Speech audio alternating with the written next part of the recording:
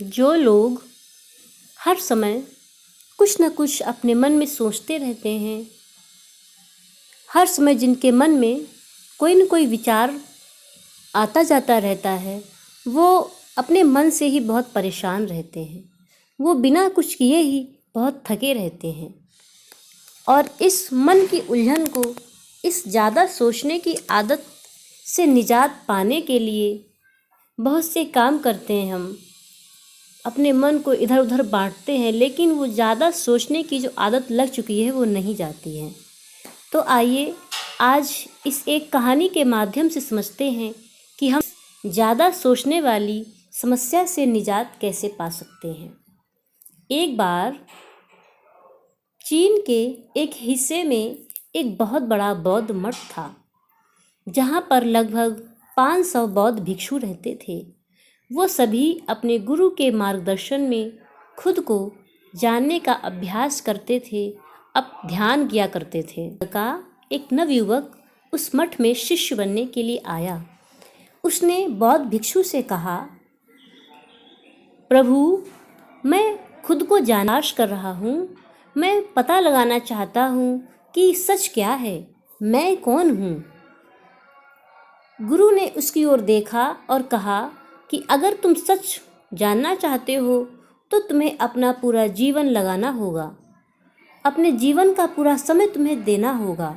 सच को जानने में हो सकता है तुम्हारा पूरा का पूरा जीवन ही लग जाए, और बाद में इस बात की भी कोई गारंटी नहीं है, और ये भी नहीं कहा जा सकता है कि तुम्हें पूरा जीवन लगाने के बाद इस जीवन काल में सच का पता लगेगा या नहीं लगेगा। इसके बाद भी क्या तुम इसके लिए तैयार हो? शिष्य ने कहा, गुरुदेव, मैं यहाँ पीछे मुड़ने के लिए नहीं आया हूँ, मैं इसके लिए पूरी तरह तैयार हूँ। तब गुरु ने कहा, अगर ऐसा है तो तुम एक काम करो, इस मठ में 500 भिक्षु रहते हैं, तुम उनके लिए चावल कूटने का काम करो। सुबह से शाम तक बस चावल कूटने का ही काम करना है तुम्हें, और जब तुम थक जाओ तो उसी कमरे में सो जाओ। फिर अगली सुबह उठकर चावल को कूटना शुरू कर दो। इसके अलावा तुम्हें और कोई दूसरा काम नहीं करना है, किसी और से बात भी नहीं करनी है, किसी दूसरी चीज़ के बारे में सोचना भी नहीं है, सिर्फ चावल कूटने के बारे में सोचना है। बस इसी रास्ते पर तुम्हें चलते रहना है।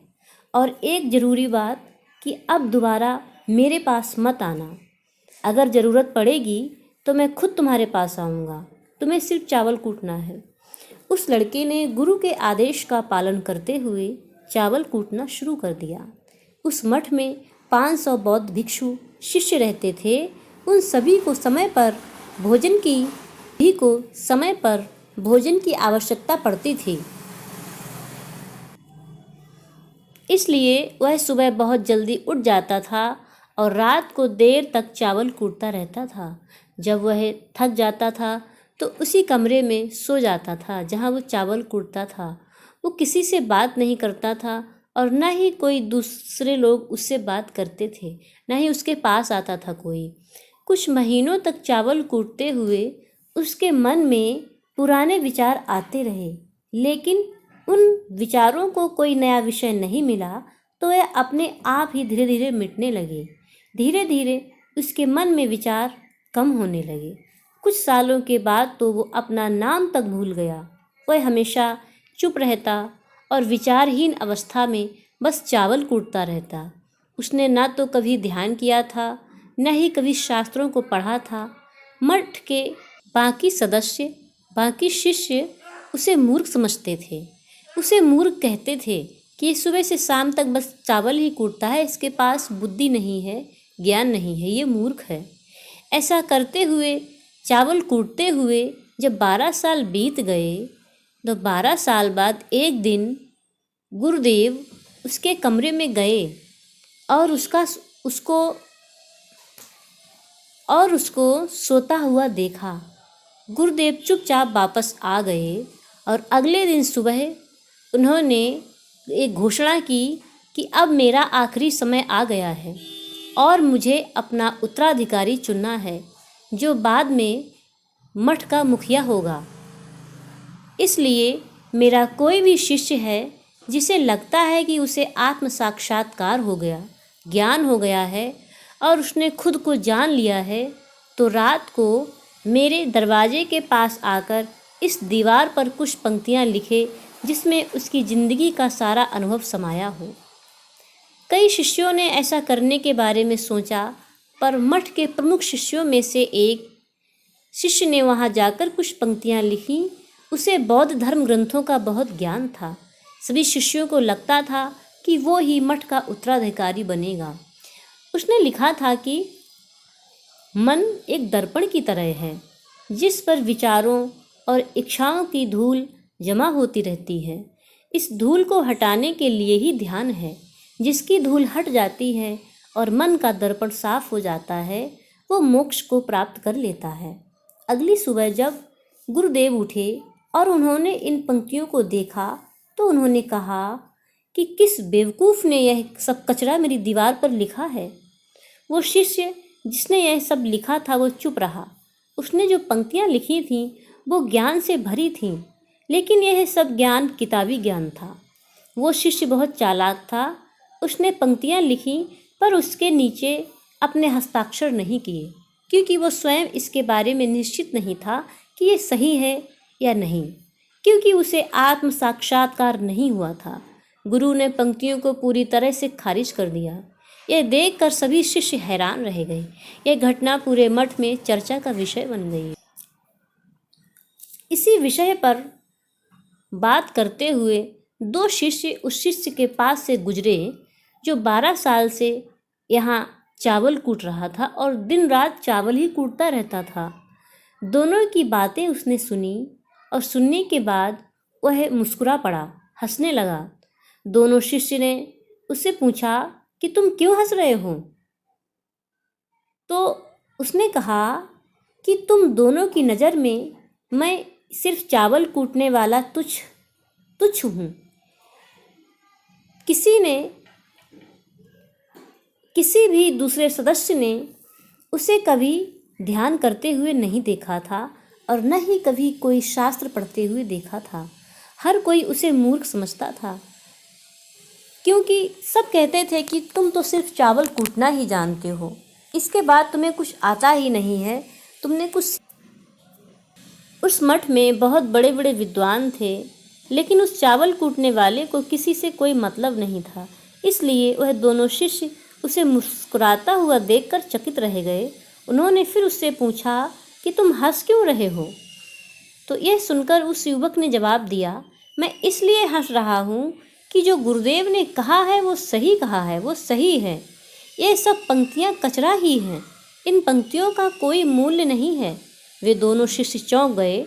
उन्होंने उससे पूछा कि क्या तुम्हारे पास ऐसी कोई पंक्ति है? क्या तुम्हें कोई ऐसा ज्ञान है जो तुम लिख सकते हो, जो इससे भी ज़्यादा बेहतर हो? चावल पीसने वाले ने जवाब दिया कि नहीं, क्योंकि मैं अनपढ़ हूँ, मैं पढ़ा लिखा नहीं हूँ। लेकिन हाँ, अगर मैं कुछ पंक्तियाँ कह रहा हूँ, यदि तुम उन पंक्तियों को लिख सकते हो तो मैं तुम्हारे साथ जाने को तैयार हूँ। उन शिष्यों ने कहा ठीक है। वे गुरु के कमरे के पास गए और चावल कूटने वाले ने कुछ पंक्तियाँ बोलीं और दूसरे शिष्य ने उस दीवार पर वो सब लिख दिया और उन पंक्तियों के नीचे लिख दिया कि चावल कूटने वाला। उन्हें लगा कि जब गुरुदेव ये पंक्तियाँ पढ़ेंगे तो इस पर गुस्सा करेंगे। जो पंक्तियाँ उसने लिखी थीं, जो पंक्तियाँ उसने लिखने के लिए कही थीं, वो बहुत अद्भुत थीं और वो इस प्रकार थीं। मन तो बस एक भ्रम है, न तो मन है, न ही मन का कोई दर्पण है।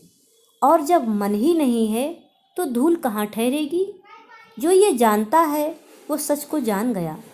जब गुरु ने ये पंक्तियाँ देखीं तो वे आधी रात को ही उठे और चावल कूटने वाले के पास गए। वह सो रहा था गहरी नींद में।